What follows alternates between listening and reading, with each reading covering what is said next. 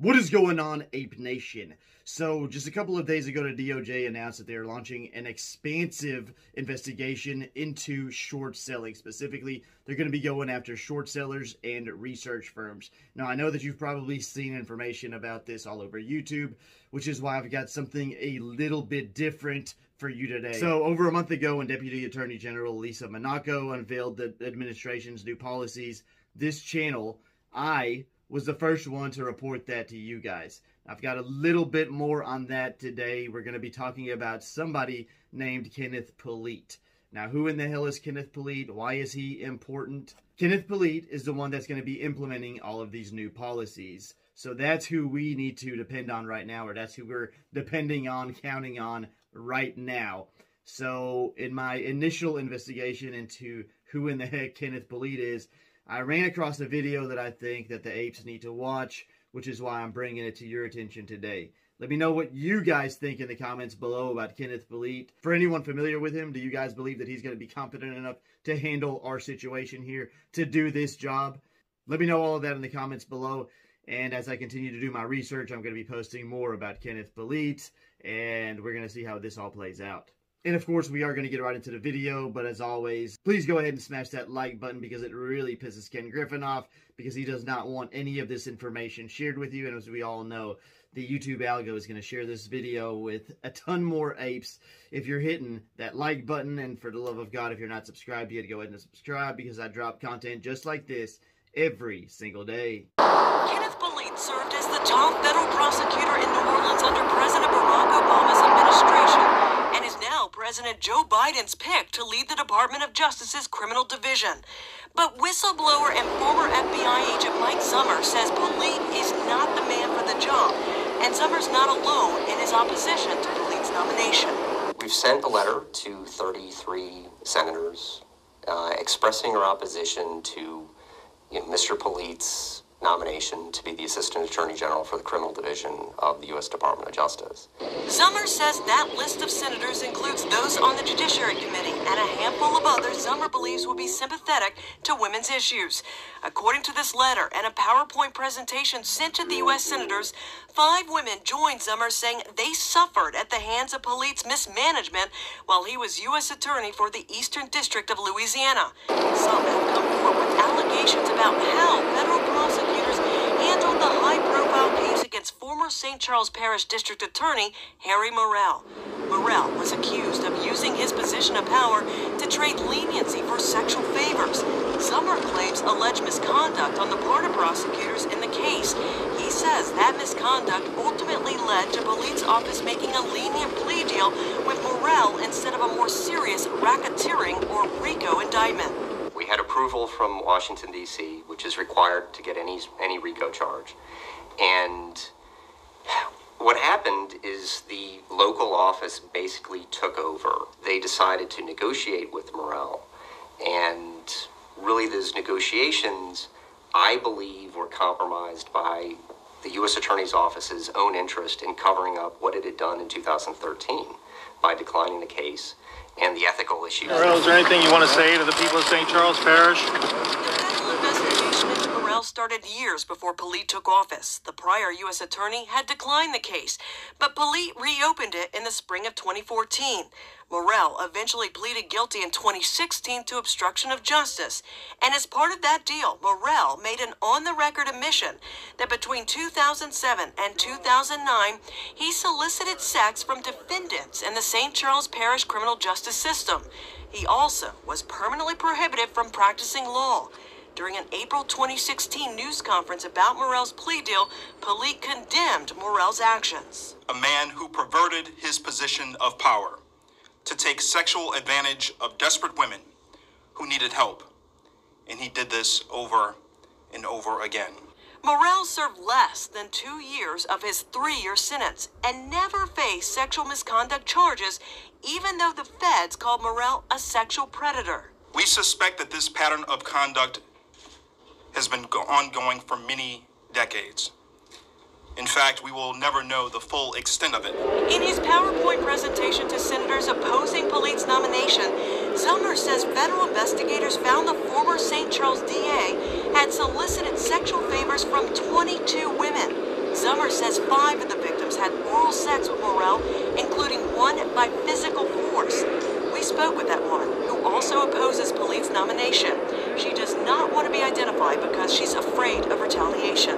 We will refer to her as Carla.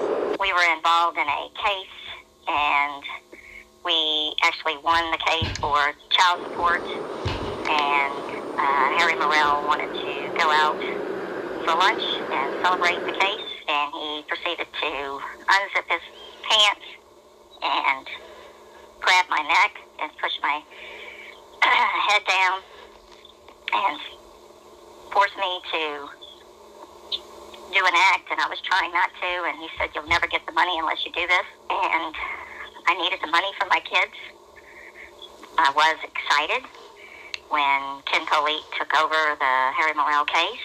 I was told that there would be justice, and I believed in him, and unfortunately that did not happen. I really had high expectations with him. I did. Which are, in some respects, he made a deal with the devil. The family of Danielle Kine McGovern also signed the letter opposing Polite's confirmation.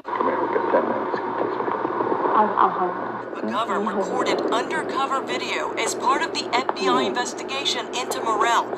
She died of an overdose in 2013, the day after her story went public. She got into trouble, and, you know, the district attorney's job is to prosecute and to reform, you know.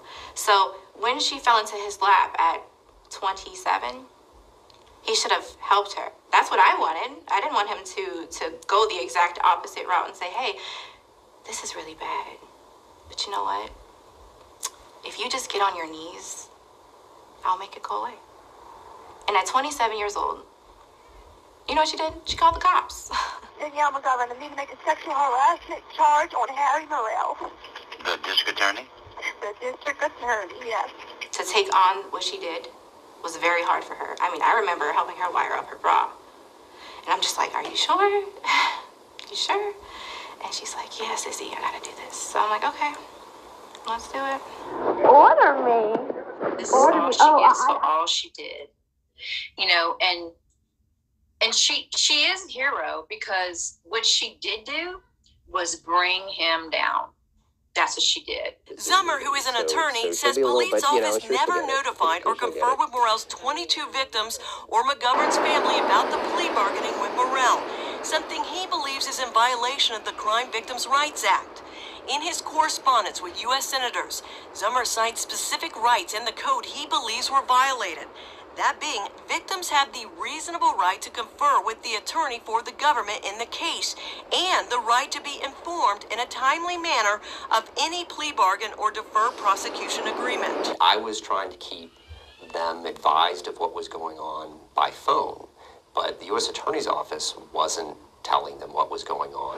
Zummer claims Polite's office also violated the Crime Victims' Rights Act by pressuring Carla and McGovern's mother to not speak at Morrell's sentencing hearing. And then seeing that happen, you know, was just despicable. Mr. Polite contacted me and told me that we were not going to be able to testify. I didn't like that answer. I wanted to testify to my misconduct. Zummer, Carla, and McGovern's family asked senators for the opportunity to testify at Polite's confirmation hearings. I am absolutely against Mr. Polite getting this position, because if he can make a deal with the folks in New Orleans and St. Charles Parish, what kind of deal can he make when he gets to D.C.? He's not in a position right now, I feel, to step up into this powerful place. If he couldn't do his job here, I don't know how he's supposed to do it for our nation. Former Assistant U.S. Attorney James Baer, who worked in Polite's office, also wrote a letter regarding Polite's confirmation. But he wrote to the Judiciary Committee chair in strong support of Polite's nomination. Baer worked on the Morrell case with Zummer and says the case was not easy. He outlined challenges prosecuting Morrell, including the key witness in the case, who wore a wire, died unexpectedly, and that many of the acts occurred well beyond any statute of limitations. Baer says without Polite's leadership, Morrell wouldn't have served jail time, been disbarred, and exposed to the public. He also adds there would have been no justice for the victims. Summers says coming forward cost him his FBI career after his firing last May, but he says it's a battle worth fighting. The one division that is going to deal with victims, witnesses, and whistleblowers the most, shouldn't be led by the guy who really couldn't protect victims and witnesses. And, as the whistleblower, I certainly don't think he's done me, any favors. So, and in fact, actually, his office has participated in the censorship of what I've tried to get out to the public. We reached out to Polite, but the Department of Justice declined comment on his behalf and did point us to letters of support for Polite, including Bear's letter, as well as another written by 2 former FBI special agents who worked with Polite. Kimberly Kurth, Fox 8 Local First.